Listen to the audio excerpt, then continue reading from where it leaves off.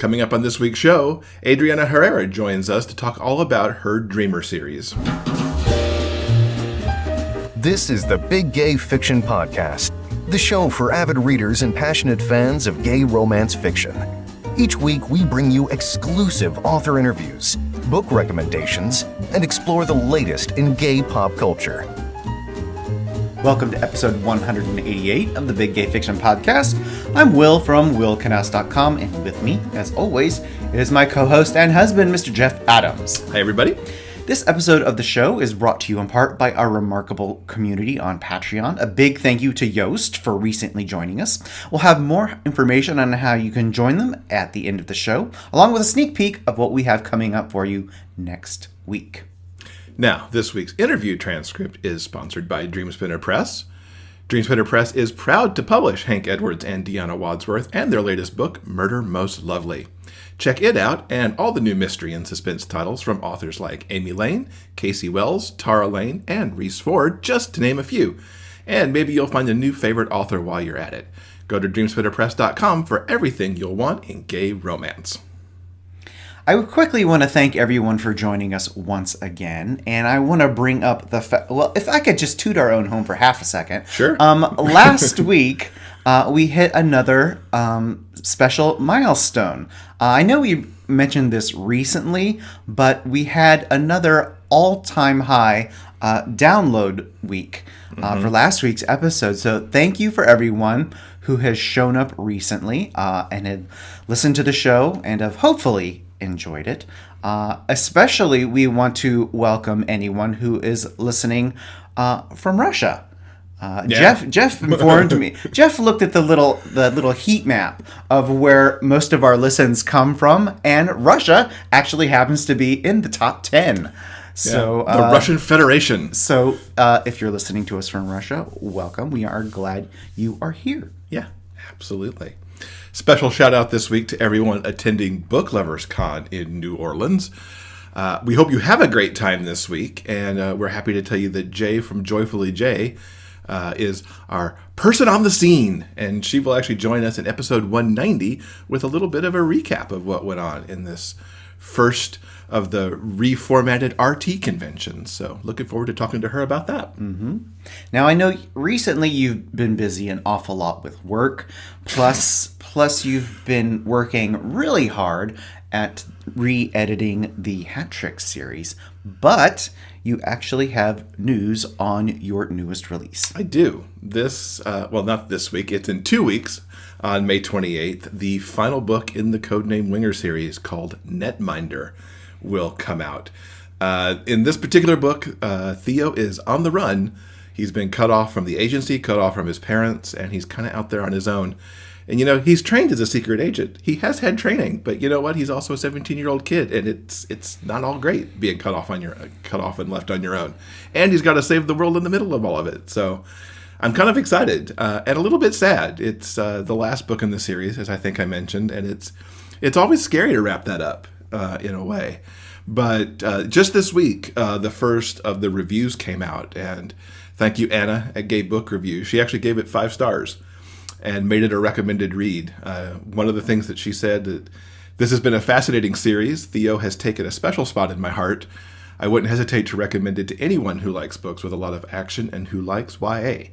So thank you for that, Anna. I was also pleased to know that she forgave me for everything that I put Theo through in the middle of this book. So thank you for that. Very much appreciated. I'm starting kind of the blog tour for it a little early on my own blog this week over at jeffadamswrites.com. I talk specifically about why I wanted to write this series. And if you've followed along over the 2 years that these books have come out, it's been a lot about wanting to present a character who wasn't going through a coming out process or going through a first love sort of scenario, but also just a teenager who was doing teenagery stuff, but also being a little bit on the extraordinary side with the spy stuff. And the blog post talks about a connection I made with a particular young man who really found these books at the right time for him. So the link for that will be in the show notes, and you can check it out at jeffadamswrites.com this week. Fantastic. Really quickly, we want to mention something that we have been watching recently. the show Fosse Verdon has been airing on the FX channel here in the States. It's about halfway through its run, and it, of course, as you might guess by the title, it focuses on the lives and working relationship of Bob Fosse and Gwen Verdon. And this is a must-see for fans of musical theater. I'm really enjoying the show itself. I really am too. I love Sam Rockwell's portrayal of Bob, but even more, I'm dazzled by Michelle Williams as Gwen Verdon. She's really shown herself to be growing as an actress from when we all got to know her in the Dawson's Creek days. And this, I think, might be the pinnacle of her career so far, what she's doing here. I'm loving the behind the scenes of the shows, but also their, let's call it a complicated personal life, perhaps.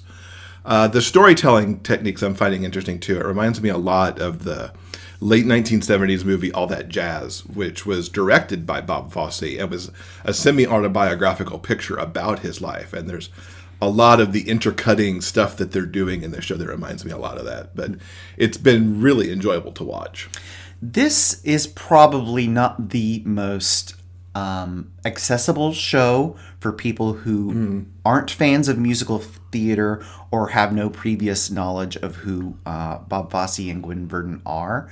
I'm not 100% sure regular, in quotes, regular people, I'm not sure how much they would get out of this show. It's really for people who are into musical theater. I don't know. Your mileage may vary. It depends. Yeah. Fosse Verdon airs on FX Tuesday nights and is also available if you need to catch up on FX On Demand and the FX app. High school hockey player, computer whiz, covert agent. Theo Reese's life is split between being a normal teenager and a secret agent who goes by the code name Winger. After years of providing mission support from behind his keyboard, he's thrust into an unexpected world of adventure and danger. In Tracker Hacker, the first book in the Codename Winger series by Jeff Adams, it becomes personal for Theo as an enemy organization compromises Tactical Operational Support's agent tracker system. Among the missing agents, his father. Theo puts his life on the line to stop the hack and rescue his dad. Diverse Reader says, "Wow, talk about a wild ride from beginning to end. I could not stop reading." Discover the world of Codename Winger with Tracker Hacker. Available in ebook, paperback, and audiobook, as narrated by John Solo. So we have lots of books to talk about this week. My first book this week is With a Kick Collection Number 2 by Clare London with narration by Joel Leslie. Now, back in episode 144, I reviewed the audiobook of the first With a Kick collection. And now with Collection 2, once again, the writing of Clare London combines with the narration of Joel Leslie to make a super awesome experience. There are 2 stories in this collection with Pluck and Play and Double Scoop. Now, in Pluck and Play, delivery person Curtis is saved from a homophobic attack by cowboy singer Riley. It's an interesting meet-cute since moments after Riley dispatches the attacker, he and Curtis fall into some delightful banter. Once they meet, they're continually running into each other. Riley occasionally is performing on the sidewalk across the street from the With a Kick ice cream shop, which is where Curtis is often making deliveries and hanging out with his friends who run the shop. Now, the difficulty for Curtis and Riley, and I do love how Claire handles this, is that they really have to decide if this is a thing between them, or is it just a one-off bit of fun. Riley is supposed to go back to the States eventually, plus he's got issues going on with his family. Meanwhile, Curtis is hesitant to let anyone get close to him again after his relationship was so disastrous. Now, Claire does a wonderful job of finding moments of tenderness for Curtis and Riley, while also dealing with their troubles. I mean, it's very much what Claire does oh so well in her writing. Yeah. I think I've developed a thing recently, too, for the bodyguard trope, and I blame this on you. All my fault. Riley has a protector streak that I loved so much. As soon as he finds out what Curtis's ex is up to, he wants to put a stop to it. And the same can be said, although to a lesser degree, for Curtis, because he wants to help Riley deal with his family issues, too. It's so clear that these two are meant to be together, and once they figure out how to get out of their own way, and take care of their past to get to their happily ever after. They are so golden. Now in Double Scoop, Clare has written what I think is my favorite of the With a Kick stories. Now this one centers on the shop owners, Patrick and Lee. As the story opens, an explosion rocks the shop, injuring Lee and leaving Patrick in a fit of concern for his friend and their business. Now these two have had this business and flirty relationship throughout the series, and they're finally getting their moment in the spotlight. Patrick, as the slightly older one, can't imagine why younger Lee would be interested in him. He doesn't feel particularly accomplished despite owning the business, and he doesn't feel particularly attractive either. Lee, however, knows exactly what he wants, and he keeps going for it, even though Patrick does not make it easy for Lee to get close and stay there. Now, Clare toys with them and the reader in the most delicious way, kind of bringing them together, sort of getting them settled, and then causing a rift. It made for a fun and yet occasionally tense read with the back and forth. Luckily, the amazing cast of characters that Clare developed over this series come together, not only to help get the shop reopened, but also to bring these men together. Their friends know what's best for them, even if they can't quite figure out how to make it work. Now, both With a Kick collections are great for some sexy short romances that have the best happily ever afters. You can't go wrong picking it up on audio either.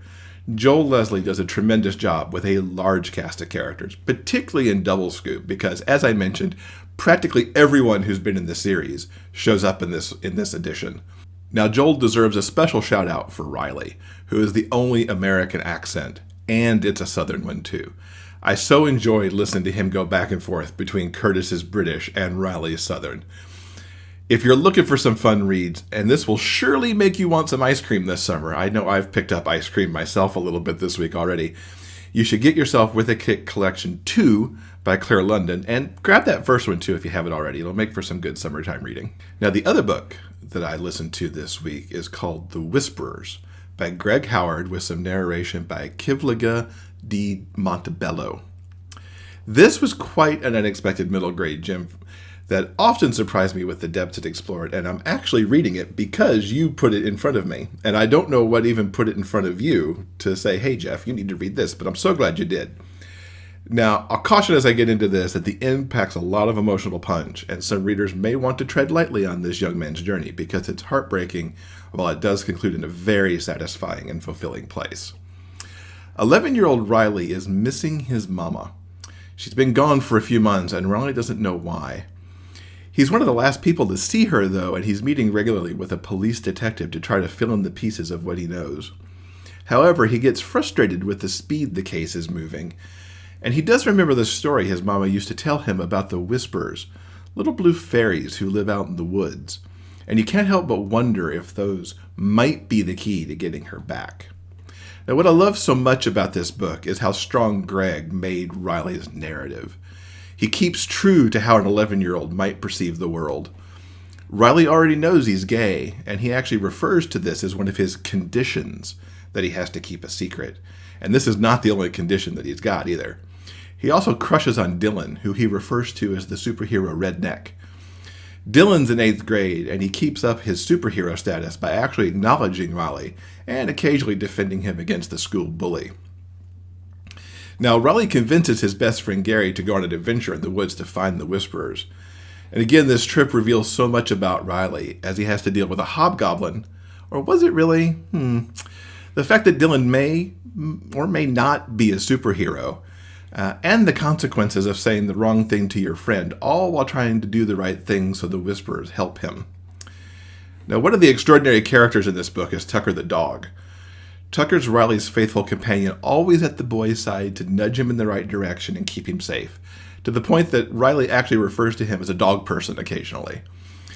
The dog has an amazing personality that really shines through Riley's narrative. I don't think I've ever liked a dog on a page as much as I do Tucker. And again, it all goes to how Greg has written this story to kind of make you lock into the dog in this way. It's a great credit to Greg that he had me so invested in Riley that I didn't even try too hard to piece together what was happening. As the plot hurtled towards its conclusion, I was constantly surprised as it pivoted between sadness and happiness as the revelations came fast and furious. And kudos to Kivlighan as well for capturing Riley so perfectly. It was a very satisfying audiobook experience. This was my first Greg Howard book, and I'll definitely check out his other titles as well. I do recommend The Whisperers if you're looking for a superb read featuring an 11-year-old who is going through a lot but comes out stronger and wiser on the other side. So thank you for putting this in front of me. Oh, it's my pleasure. How did you even find a middle grade book? Just one of those random things? Well, technically, I came across the author online on social media, and I took a look at some of his books, and I knew this would be kind of like right up your alley. It so completely was. Now, you've read a book this week that's also right up my alley, and you were the lucky one to read it first. You've got American Fairytale for us. Yes, this is the second book in Adriana Herrera's Dreamers series, and it focuses on Camilo. He is a New York City social worker who goes to an absurdly swanky charity event that his boss can't attend, and he's intent on enjoying the very special evening, which includes chatting up the hottie he meets at a bar. Now, after a few drinks and some suggestively flirty banter, he and Mr. Hot Stuff find a dark corner and make the night truly memorable. And the next morning, Camilo's boss introduces him to Tom, the millionaire who will be financing the agency's major renovation project. Tom also happens to be Camilo's hot charity gala hookup from the night before. Dun, dun, dun. Oops. Oops. Yeah, that's a big oops. So, aware how awkward the situation truly is, Tom agrees to keep things strictly professional moving forward. But he also asks that Milo be the point man on the project, keeping him up to date on the renovations. Their weekly meetings begin to look more and more like dates. A meal at a fancy restaurant, a walk through the botanical gardens. And as Camilo gets to know Tom a little bit better, he realizes that he's certainly not your average philanthropic millionaire. And there's certainly more than meets the eye when it comes to Tom. Eventually, the pretense of keeping things professional, it begins to hold less and less appeal for the both of them. When they can no longer deny their attraction, Tom takes Milo back to his place. And of course, the sex is amazing, but the afterglow is very short-lived when Tom's ex drops by with their daughter. Oh, no. Now, Tom shares custody of Libertad, his daughter, with his former husband. And learning of all of this, which Tom has failed to mention up until this point, briefly throws Milo for a loop. But it's hard to resist the precocious little girl, and Milo falls even harder for the millionaire and his ready-made family. A situation with Milo's mom has him taking on more work and financial responsibility. In addition, he's working overtime as the massive renovation project begins wrapping up. He's stretched almost to the breaking point. When Tom offers him help, the fiercely independent Milo insists that he has it all under control. Tom quietly takes care of things. Thinking that it's better to ask for forgiveness than permission, right? Yeah, okay. But in this case, no. Camilo is furious. And I have to admit, at this point in the book, as a reader, it's hard not to be frustrated by Milo's stubborn streak. Mm-hmm. You want to shake him sometimes. It's like, you're a millionaire boyfriend. Get over yourself. That kind of a thing. Yeah. But eventually it becomes clear that Milo is, of course, right. Tom's intervention robbed Milo of his own autonomy. It's Milo's choice whether or not to ask for help, no one else's. You know what I mean? Yeah. So this is, a 100% a deal breaker for Milo, and it causes a major rift in their relationship. Tom has to find a way to fix things by doing the hard work and not using his money to solve the problems.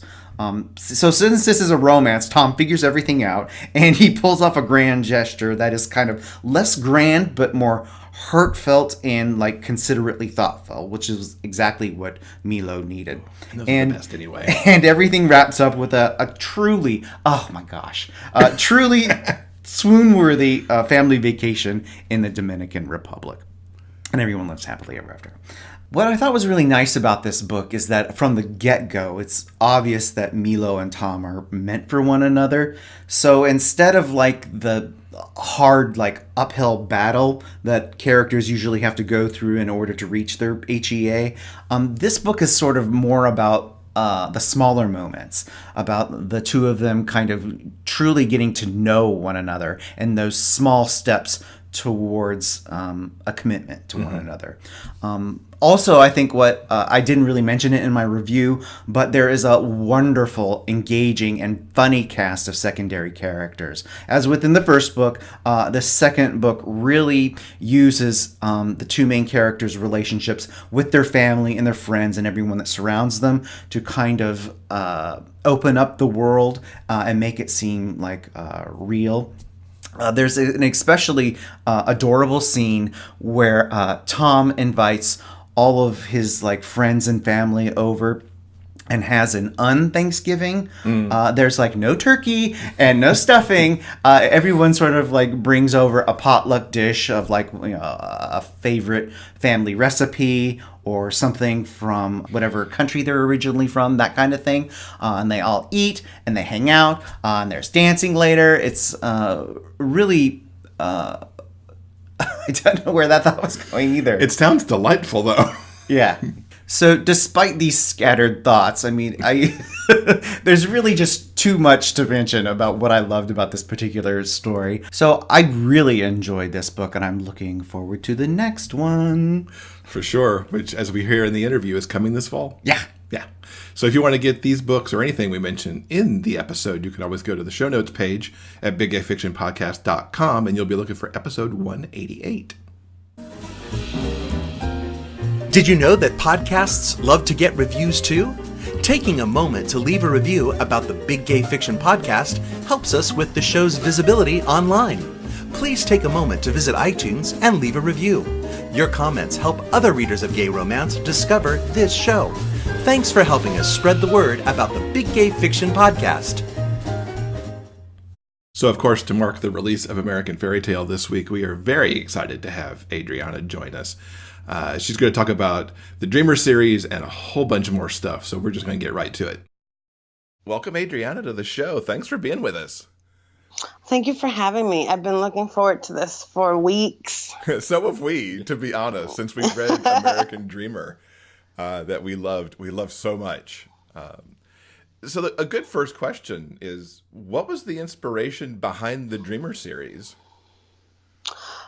So basically, I think I wanted to write Afro-Latinx characters. I was, I've said this in a couple other conversations I've had about the book.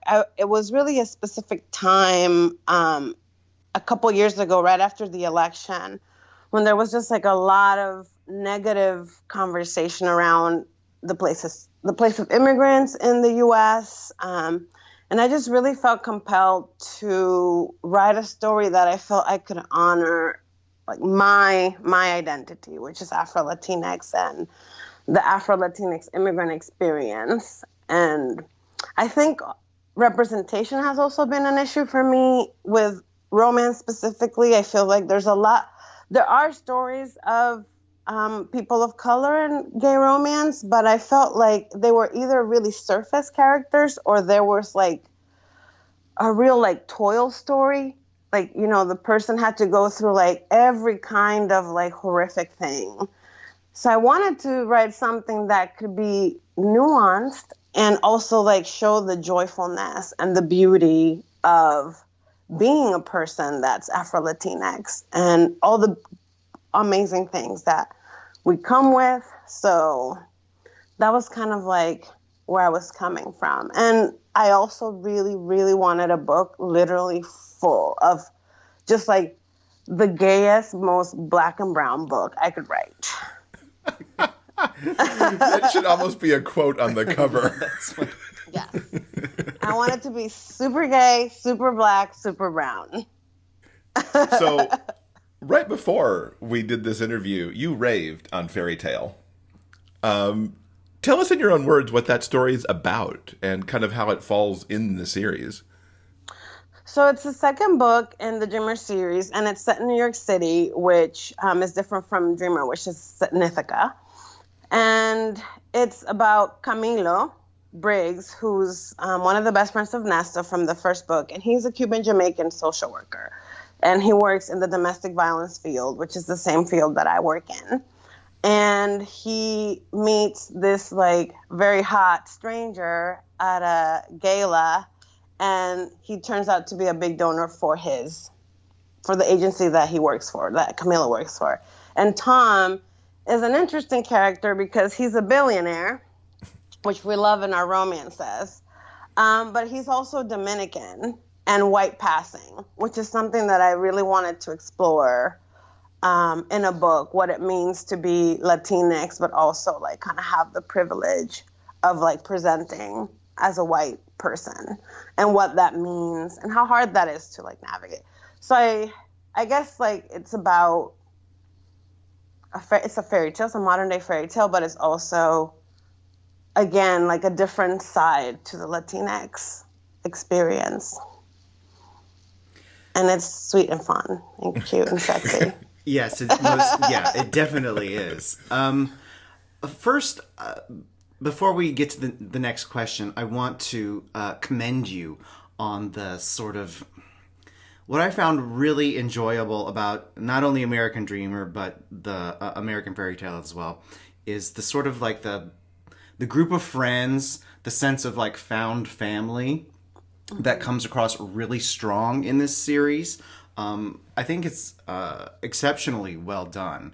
And especially in that first book, because like right at the beginning from the get-go, you introduce this, frankly, a really large cast of characters. And I think with a lesser author that could, frankly, get confusing. I know when I read a book, I get confused easily if there are like, 5, 6, 7 people, names and personalities all thrown at you at once. But each of your characters, each of the friends in that group are so clearly delineated. And especially in that first book, in the opening scene, you give us the briefest glimpses of who they are. And we understand, frankly, right away, where they kind of fit in the group of friends, and of course they're all wonderful and interesting and funny, and they give each other shit like good friends do. Yeah. I love this group of guys so much. Thank you. I have to admit, like they're not my friends, but those 4 guys are very inspired on my like really core group of friends in my early 20s. In the DR, when I was still in Dominican Republic, like my core group of friends were mostly gay men because my cousin, who's like my brother, who's 14 months older than I, is gay. And a lot, like we kind of just like started hanging out with this group of like queer kids in the DR, which in the 90s was kind of an interesting crowd to be in, just because it wasn't really okay to be openly gay. And we had so much fun and we did so much like crazy stuff together. And I just kind of really wanted to kind of like write a love letter to those like those friendships and those years. And a lot of them ended up coming to the States at the same time I did in my early 20s. So I think they feel so real because they are like real. Mm-hmm. These books are getting so much praise. What do you think's resonating with the readers? I think people are more open now, or I think we're always sure that we're open to like reading about those different experiences, but I think there's like a particular appetite now for reading more characters that are bringing with them like a different lived experience. And I think that might be part of it, like why people are interested in the story. And I think everybody can connect to like a striving story. I think like Nesto and Jude and Camilo, Patrice, Juan Pablo, all of them, like they're just striving to be who they know they deserve to be for the lives that they're working for. And I think everyone can relate to that. And that struggle of like fighting for what you want. Mm-hmm. Did you also intend to make everybody hungry with American Yes. Dreamer? Yes. Was that part of like your side plot? Yes, I did. I wanted because also that's the other piece. Like Caribbean food is very similar, but very like different in many ways. And I talk about that a lot in Dreamer. And I wanted to just like show people like all the different flavors and how we're all connected. So I think it's something that doesn't really get talked about as much, like the wide variety of our flavors. So I did intentionally want people to be very interested in Caribbean food. I wanted people to Google Dominican restaurants, and it sounds like I succeeded. I think you did. Yeah. I haven't gotten into Fairytale yet. Is there food there also, or do we break away from the food a little bit? A little bit. A little bit. Yeah, a little bit. It's not as much food. It's more about, I feel like Fairytale is more about like Harlem and the Bronx. I have a lot of places in Harlem and the Bronx because, again, there are a lot of romances set in New York City. Not many of them are set in Harlem and the Bronx. So I wanted to go to the places where, like, the diaspora that I belong to came to. So I think that's more, I'm hoping people Google places to go in the Bronx and Harlem with this one. That is a good goal to have, most definitely. Now, with this group of characters, they come from a lot of different backgrounds. What is your process for basically ensuring accurate representation? Is it all from your own personal experience or something else? Yeah. So far in this series, and I'm sure that as I write more, then I'm going to have to go outside of that. But so far in this series, I've really gone with origin stories that I know of, or from people that are like my friends or things like that, like Camilo's mom, for example, is a Marielita, which was a specific group of Cuban refugees that came at a specific time to the U.S. And I kind of touch upon that because that's like a very important like influx of immigrants that came at a specific time. And they're all particular experiences that I have been connected to through my friends or family. But I do think writing diaspora is something that people need to be more thoughtful about. So I think I try to think a lot about, like, when did this person come? How did they come? What was the political situation in the U.S. at that time? How they would have been received, like with Patrice, you know, he's Haitian and he's Black. His experience and the way he was received would be different than, for example, Camilo's mom, who came as a Cuban refugee and had like protected status as she came into the U.S. So it's very, like, there's nuances there and like context that really needs to be thought about because it really impacts how the person like can integrate into American life. Yeah. And speaking of writing from experience, you have a job in social work and advocacy. Did you use your own personal experience when writing about Camilo's work? Yes. So Camilo's work and my work, I mean, I really drew from what I do every day to kind of like build Camilo's agency. I mean, kind of like my wish list almost. Like, I wish we could have a guy that just wants to drop $2 million on my agency and tell us, do whatever you want with it. So I think it was like my fantasy of what it would be like to be in an agency that is just being well funded and like resources are just there to do the work. So I think it's like my own fairy tale of what it would be like to work and just have a millionaire just drop money on us. But yes, it's very, very connected to my own work and kind of like my philosophy around the domestic violence field and how the work should go.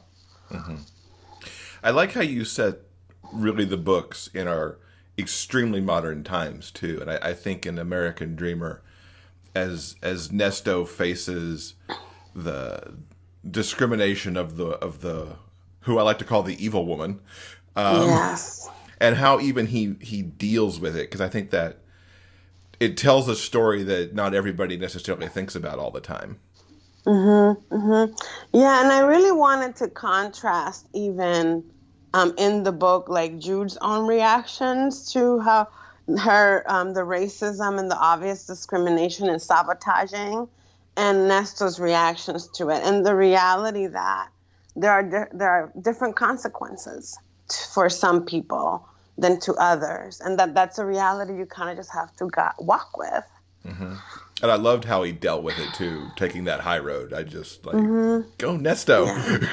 Right. And it's the reality. You like, it could have a consequence that was like very, very difficult for him. So he couldn't just like get into a thing with this lady. Right.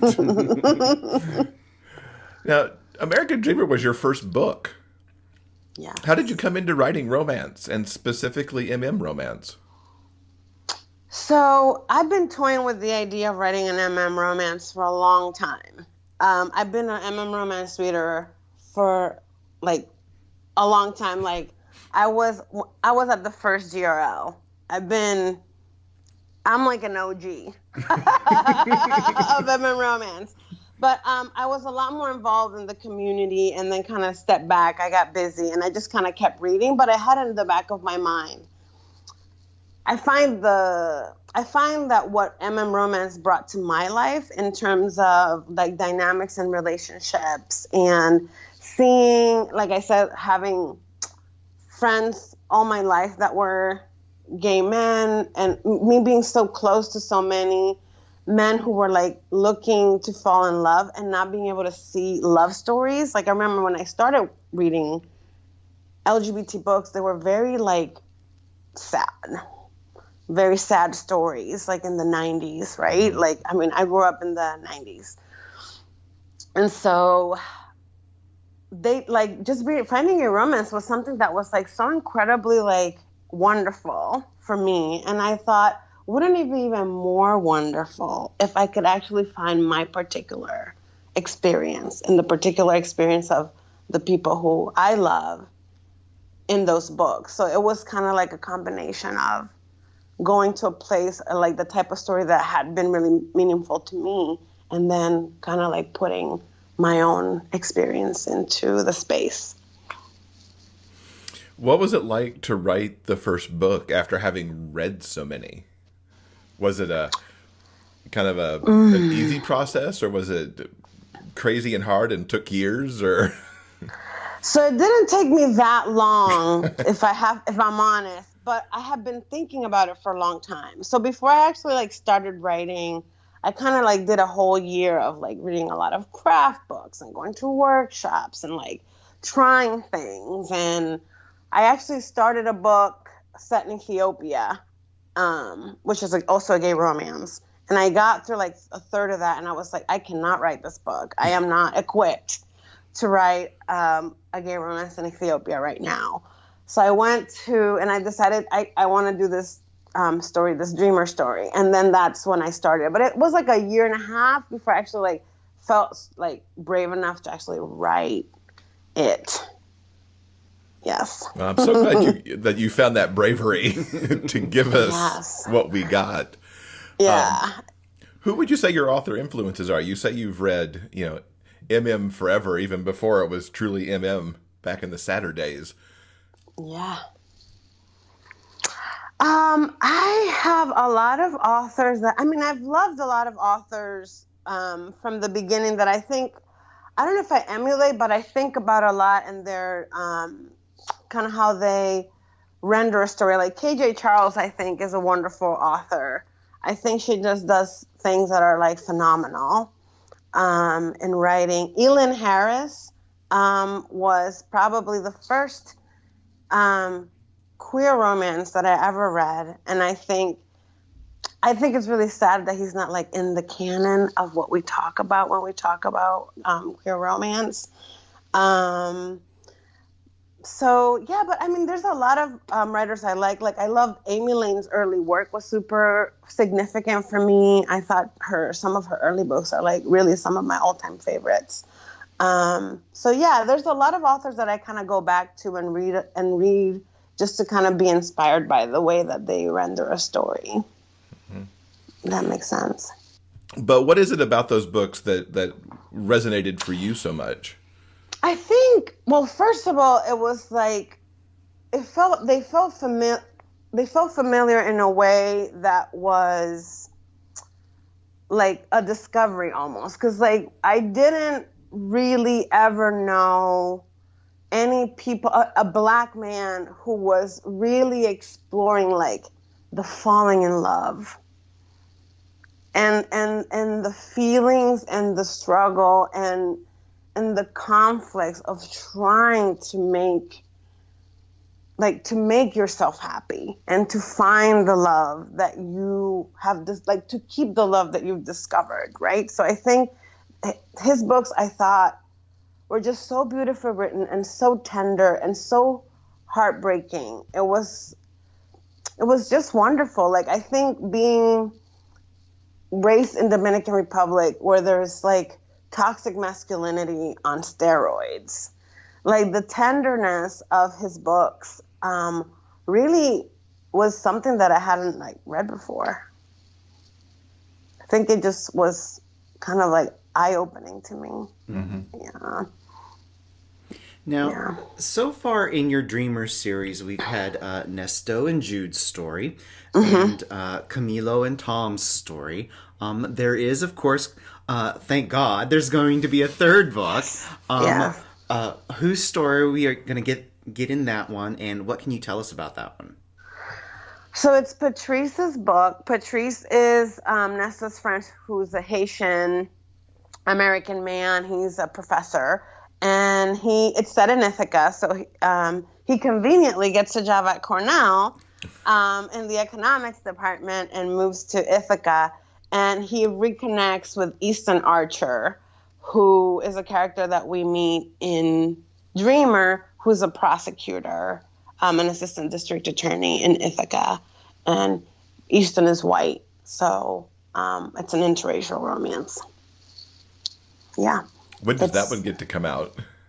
That one comes out in October. I just saw proof for the cover earlier this week, and it is so nice. I love it. I think it's my favorite one, and I really love the covers for both books so far. But it's I'm calling it my Black Lives Matter romance, although it's not super intense, but it's definitely like the conflict between Patrice and Easton is definitely revolving around kind of like having to navigate both of like their positions in life. Mm-hmm.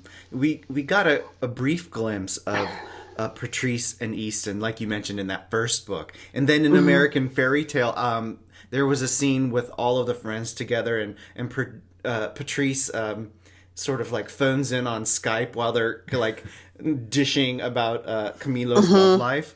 Which was very, very funny. So I am genuinely like so very looking forward to Priest's story. I think it's going to be amazing. Can't wait.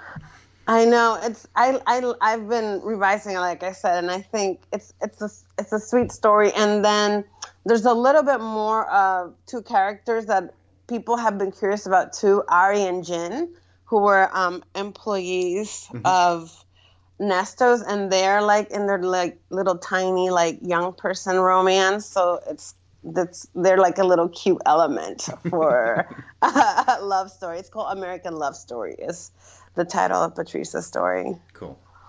And then you mentioned before we started actually recording the interview that you're writing the fourth book right now. Any teasers on that? So that one is not an MM, it's an MF actually. It's Juan Pablo's story, and Juan Pablo is it's like I'd say a second chances story, and it's the heroine is Priscilla, who is Nesto's cousin, who's a police officer, and it's called American Sweethearts. So it starts. The only thing I can say is the book starts with a wedding in the Dominican Republic, but I'm not gonna say whose. Oh, such a tease. Yeah, I'll tease a little more when I feel like I can't tease too much of this book because it's not even halfway done yet. Sure, okay. But I'm writing the first, like few chapters, and they're all in this wedding in the DR. So everybody's there. But I do like how we've seen with some traditionally MF series where an MM book ends up in the series, and I like how you're kind of spinning that around to you've got an MM series so far and you're putting an MF book in it. Yes. Just to like broaden that universe out. Yeah, because my kind of little tagline is like, I write romance full of people who look and sound like my people. And there's a lot of my people who are gay men, like so many of them. But not all of them are. So I wanted to, in this series, at least have one story where, you know, like both Priscilla and Juan Pablo are queer. Like she's pan, he's bi. But it's also like a different type of, you know, experience, because they're both, you know, engaging in a straight relationship, which brings on, like, has its own privileges, like in terms of like how it appears. So I also wanted to kind of like to explore that a little bit. And I think exploring the pansexuality too will be interesting, because that doesn't turn up in a lot of books, at least the ones that cross my radar. And I think it's nice to see that representation as well, alongside the ethnic background representation that you're bringing as well. Yeah, I think it's something that I think it's because of their age. Like I'm trying to kind of like engage a little bit in even Priscilla arriving to a place where she's like, oh, actually, I'm pan. It's as opposed to like I thought I was bisexual, and how she arrived at that. Because I think that's something that for people my age, like I'm 40, it's something that we arrived at because we didn't even have the language for that. Like 10 years ago, we were like, oh, I think I'm gay. But then it's like, oh, but there's like a whole spectrum of sexuality, gender identity. And I think there's so much that we didn't know that we know now that should be coming up in books. It's great that you're kind of leading the way to kind of get some of that out there too. Yeah, it's a great time to be writing romance, I think. So besides the Dreamer books, is there anything else coming up that you're looking to write in the coming, I'll say years, since probably Dreamer has you going for the rest of this year, probably, if nothing else? Yeah. So I do have a couple of things that I'm working on. I'm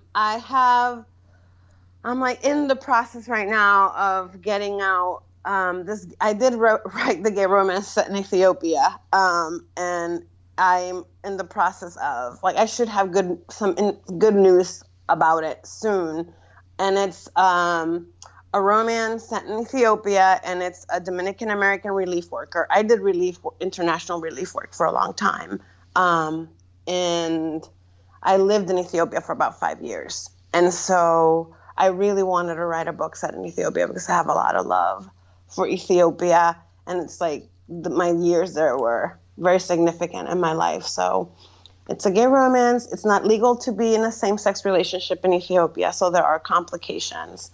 And it's a Dominican American relief worker and a colleague who's Ethiopian, and they fall in love. I am so glad you finished that book. You kind of left that off back there when we were talking about it before, because that'll be great to see. Because I don't have no experience in any of those spaces. So to read a romance set there will be an adventure. Yeah, it was wonderful to write. Like I said, I have a lot of love for that country, and I think people's perception of it is like, people starving. And there's just so much richness and so much beauty and magic in Ethiopia that I really wanted to just show a different face to it. And I think it's like a really sweet romance too. And the setting is interesting. It's more like a new adult. They're in their 20s, but yeah. Do you think it'll be out this year, maybe? I don't know if this year, but definitely early next year. Like for sure, early next year. Yeah. Very cool. Fantastic. Definitely looking forward to that. Now you've given us a lot of amazing information about all of your amazing books. But if our listeners want to learn even more, where can they find out more about you and your books online? So they can go to my website, is AdrianaHerreraRomance.com. I'm pretty active on Twitter. And my handle is La Adriana Herrera. And Facebook, I'm also there, Adriana Herrera. So those are the places. I'm on Instagram, but not as much. Yeah. Very cool. We will link to all of that, plus all the books, in our show notes so that folks can easily click on that stuff to find you. Adriana, thank you so much for being with us. It's been awesome talking to you. Thank you. It was so much fun and just as amazing as I thought it was going to be to chat with you guys. Thanks again to Adriana for hanging out with us. I so loved talking to her after how good American Dreamer was just really a treat. Mm-hmm. And just a quick reminder, American Fairytale drops on the 20th. Okay, guys, I think that's going to do it for this week's show. Just a quick reminder before we go, the Big Gay Fiction podcast has its very own Patreon page. Now, Patreon is a way for fans to engage with all kinds of artists like writers, musicians, and podcasters as well. It's a great way to support the kinds of creative content that you enjoyed the most. If you're curious about what kind of bonus material we deliver to our fans every single month, just go to patreon.com/biggayfictionpodcast. And as we lead into Pride Month, which of course is coming up in June, we are giving our patrons the opportunity to get a special Pride Month card from us. If you want one of those, go to patreon.com/biggayfictionpodcast and shoot us a personal message with your mailing address, and you will get a card from us in June. Sounds good. Now, guys, coming up next week in episode 189, Gail Carriger joins us, and she's going to be talking about her latest book, The Fifth Gender. Yes, it was a joy to talk to Gail after reading some of her Sumage Solution books and learning all about the fifth gender and what went into the creation of this book was really awesome. Cool. Looking forward to that. So, guys, remember, no matter where life takes you, the journey will always be sweeter when you have a book. Until next time, everyone, please keep turning those pages and keep reading. For detailed show notes and links to everything discussed in this episode, go to biggayfictionpodcast.com. New episodes are available every Monday at all major podcast distributors. You can also find us on YouTube. I'm Derek McLean. Thanks for listening. We'll see you next week.